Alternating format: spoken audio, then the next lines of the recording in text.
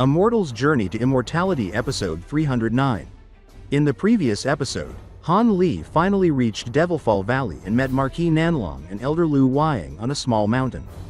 Together, they discussed the danger of the ancient flame toad and prepared to navigate the valley depths.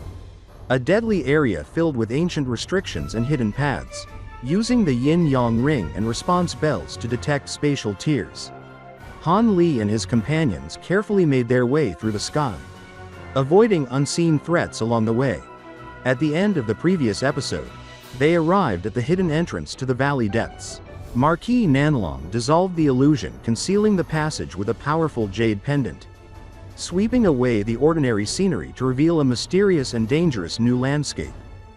What will happen next? Stay tuned. And the story continues. The verdant and wild scenery completely faded away and was replaced with a strange and unsettling landscape. The lush green of the forest, the gentle rustling of leaves, and the scattered sunlight through the branches were all gone, replaced by an expanse covered entirely in white stones.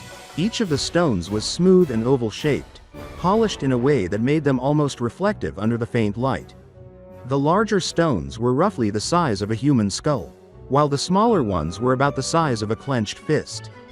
The sight was disorienting and gave the area a cold, unnatural feel, as though life itself had been drained from it. Every step they took across the stone-strewn ground made a hollow clacking sound, echoing faintly and unnervingly in the eerie silence. In the distance, a thick gray mist spread across the terrain, impenetrable and dense, stretching for about 300 meters. On either side of this mist, a faint crimson light pushed inward like waves against a stubborn embankment. But the mist held firm, refusing to give way. The effect was strange, almost as if the mist itself were a living barrier, resisting intrusion. It was not merely a visual obstruction, it radiated a subtle, oppressive pressure that made the hairs on the back of the neck stand on end. Lu Weiying's voice broke the silence, cautious but alert. "This is the passage you mentioned?" His eyes narrowed as he studied the unnatural scene.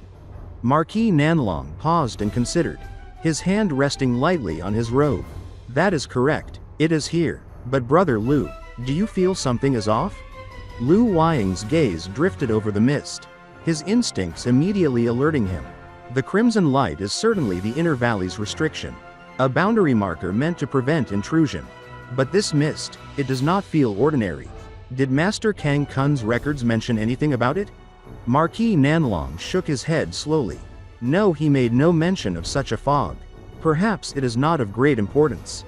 Han Li's sharp eyes scanned the area carefully, already sensing subtle fluctuations in the spiritual energy that the others could not perceive. His voice was calm but firm. "Let us test the passage first before entering. Caution is always better than haste." Nodding in agreement, Marquis Nanlong retrieved a small, exquisitely crafted spirit beast pouch from his robes. With a graceful flick of his hand, he opened the pouch, and a golden feathered bird, an eternal flight oriole, shot into the air, circling above them with keen, alert movements. Marquis Nanlong then tossed a small azure talisman at the bird, which wrapped it in a protective barrier, shimmering faintly as it streaked toward the gray mist. Han Li's eyes glowed a piercing blue as his bright sight spirit eyes swept the scene. Subtle shifts in the mist revealed that it was not simply fog, it radiated a strange, almost conscious energy, and Han Li's expression grew serious. He did not attempt to send his spiritual sense into the fog, knowing that caution was the wisest course. He instead watched the reactions of his companions closely. For a brief moment, nothing happened. Marquis Nanlong remained calm, his eyes closed as he focused on the spiritual link with the bird. But then, without warning, his body trembled violently, and his eyes snapped open, pale and wide with alarm. "What happened?" Lu Weiying asked quickly, sensing the change in atmosphere. Marquis Nanlong's voice was tight with concern. "There is a monster inside that mist. It has swallowed the bird whole." He paused, trying to comprehend the nature of the creature. "It seems to be." Han Li and Lu Weiying exchanged astonished glances, the tension between them thickening the air. "A huge python," Marquis Nanlong finally said. "The gray mist is likely a demonic fog it produces. a defensive mechanism to conceal itself. The revelation hung heavy in the air. None of them had anticipated encountering such a creature in this secluded passage. How could Master Kang Kun's records have missed this? Lu Weiying muttered. Could it have arrived here after his time? Han Li nodded. That must be the case. It is an ancient variant, likely appearing long after the records were written. Its existence here is both rare and dangerous. Marquis Nanlong's expression hardened. Then there is no choice. We cannot enter deeper without dealing with it. Such a creature surviving in Devilfall Valley is extraordinary. It is likely an ancient demonic beast, and if we do not act, it will only grow stronger and more difficult to handle. Lu Weiying's eyes glinted with determination. The gray mist is not a restriction, so we need not fear it directly. With our combined strength, this beast should be manageable. I do not expect it to be stronger than the ancient flame toad we faced earlier. Together, it should be nothing more than an obstacle. Marquis Nanlong prepared his weapons with calm precision. From his mouth, he spat a small golden sword flickering with radiant light. He also raised a brilliant white formation flag in his hand, the power of which was palpable even from a distance. Han Li, ever cautious, surveyed the surrounding area. His eyes flicked over empty spaces, and with a subtle gesture, streaks of azure sword energy flew outward, probing the area. In a series of muffled explosions, a figure suddenly appeared, shrouded in yellow light, holding a large shield. The man was lanky, appearing over 40 years old. His expression was pale, filled with fear, and he bowed hastily. This is a misunderstanding. Seniors, please do not be angry. I only just arrived here and will immediately depart. Lu Weiying's eyes widened in recognition. Huang Tianming, it is you. Marquis Nanlong's gaze darkened. Brother Lu knows him? And who is he? This cultivator belongs to a small sect within our Righteous Dao Alliance.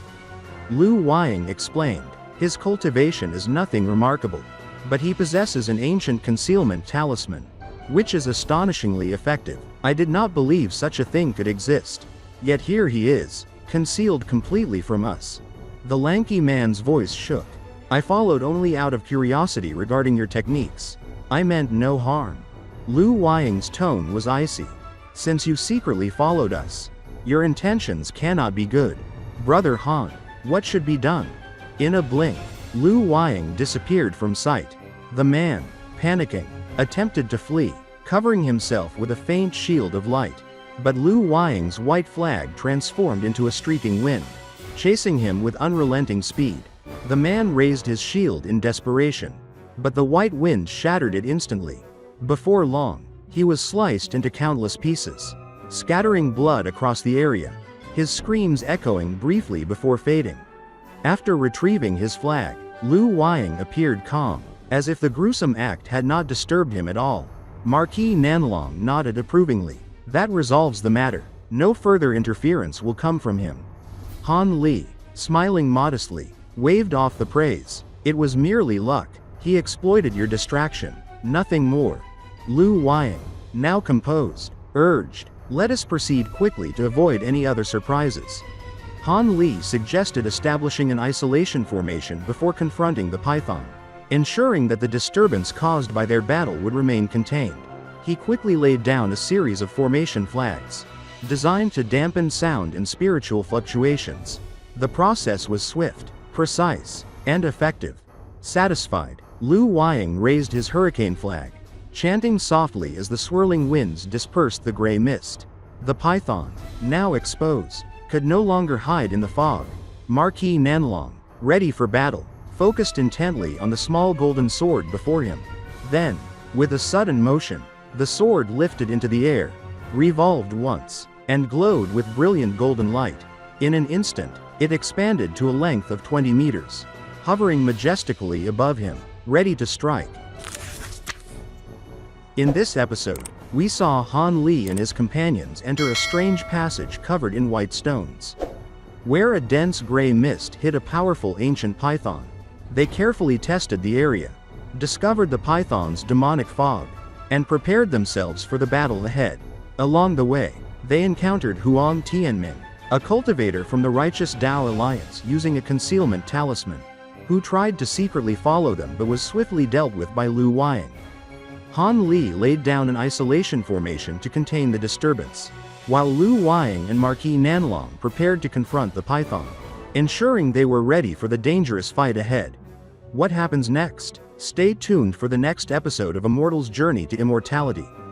If you enjoyed this episode or found it interesting, don't forget to like the video and subscribe to the channel to receive notifications for the latest updates on Han Li's journey.